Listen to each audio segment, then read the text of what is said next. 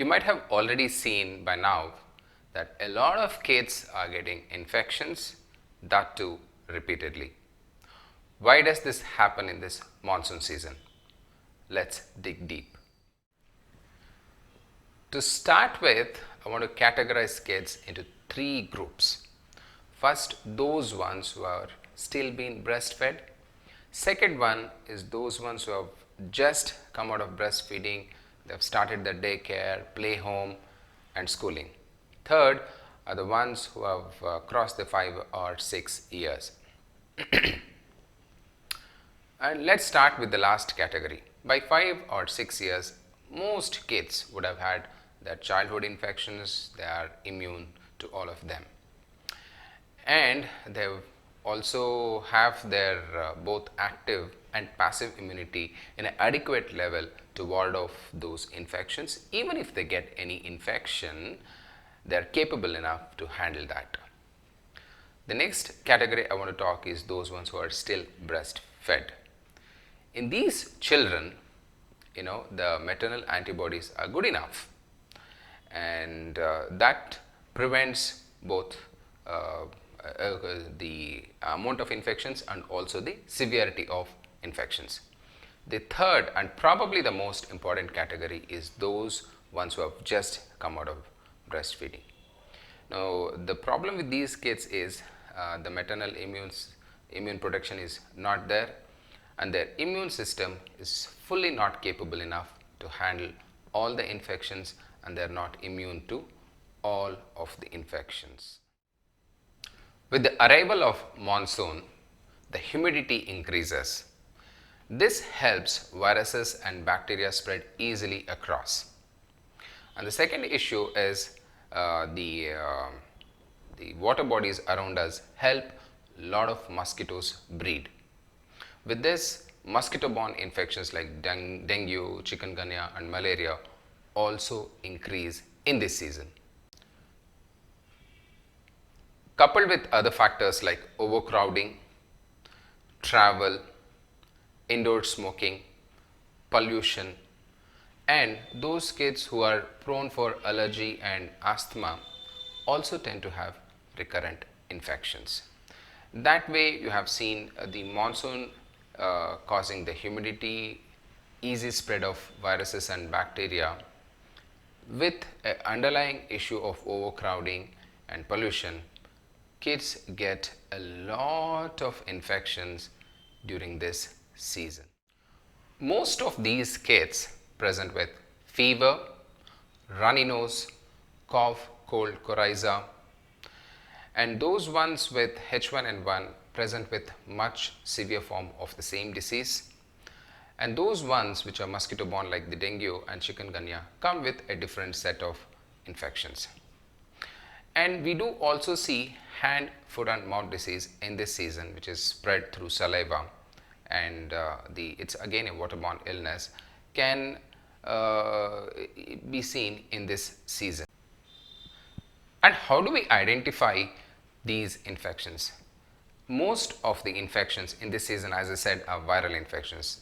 The clinical diagnosis is more than adequate for us to diagnose the type of infections. Those ones with cold, having cough and fever are more likely to have a viral infections.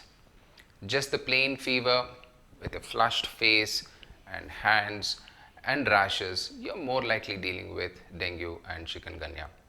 Malaria comes with a very high fever, and see, in urban areas it's not so commonly seen. In rural areas it is still quite common, but at least in urban area like Bangalore, the probability of malaria is far less. When do we have to subject any child for blood investigation? When the fever has crossed 5 or 6 days, still not getting better. Any child who's very tired, listless, inactive, not feeding at all, probably will have to consider investigation. And any case who is suspected to have dengue, it's worth getting an investigation done, because platelets are likely to fall down, or the disease severity can get worsened even once the fever settles down. For this reason, we need to consider investigation. Please remember one thing, not every fever needs investigation. Not even those recurrent fevers would need investigation in this season. As I said, those special categories of children would need any kind of investigation. Treatment of these children are mostly diagnosis based. Whenever you are suspecting any viral infection, all we need to do is to hydrate the child. That means give plenty of water, electrol, tender coconut. That would suffice. If the fever is making a child very uncomfortable, that is when we would consider giving paracetamol. When a child is suspected to have any bacterial infection, at that time it would need an antibiotic. And the antibiotic choice in this season would probably be a very simple antibiotic. If the fever is not responding, or considering it to be a bacterial one and it's still not responding, we may have to consider grading the antibiotics. Whenever we are suspecting a H1N1, antiviral should be started, and if started within 72 hours of suspected H1, the response is far better. This season also brings a lot of dengue and chikungunya. Treating them is not all that difficult because majority of them are just dengue fevers. They are not, they don't go to dengue shock syndromes or dengue hemorrhagic fevers. So when you suspect any child of having the dengue shock syndrome or hemorrhagic syndrome, you would want to send them to a higher center, get them admitted, then consider the higher treatment like a plasma or a platelet transfusion. The next most common question is, how do I prevent my child getting any of these infections? It's rather a tricky question because most kids till they reach 5 years, 4 to 5 episodes of viral fevers and another 4 to 5 episodes of diarrheal diseases are not considered abnormal. Especially when you are in this season, you are bound to get few infections.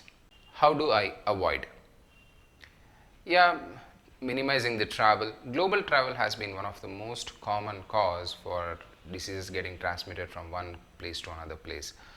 Somebody who has a disease in the northern hemisphere can easily transmit the disease to southern hemisphere within a matter of few hours. And transcontinental, international, intercity, all these infections are easily spread because of the travel. If we try and minimize travel, you are likely to reduce infections.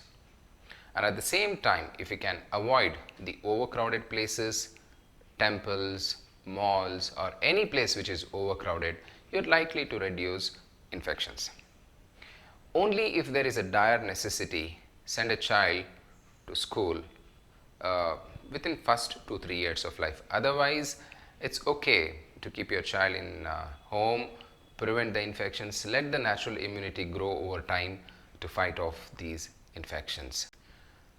The other methods to prevent recurrent infections is to have a good hand hygiene, maintain the nutrition, adequate hydration. All these things would help your child getting recurrent infection. And next, the most important thing is to control of vectors or the control of mosquitoes. Wherever you see a water body around you, please try and avoid the water bodies, or rather clean it off. With that, you are likely to reduce the mosquito breeding and the mosquito borne infections. If you are not capable or not possible to prevent those mosquito breeding, then at least you can cover your body fully with adequate amount of cloths, have a mosquito net, and the mosquito sprays can be used. And lastly, enjoy this weather. You don't get this weather anywhere apart from Bangalore. This is fantastic. That means don't worry about few infections what you get in this season. You're likely to get, and you're likely to get away with that. But only few children would have serious infections. At that time, it's better we handle them in a hospital. Otherwise, most of them are handled on a outpatient basis. Thanks for listening.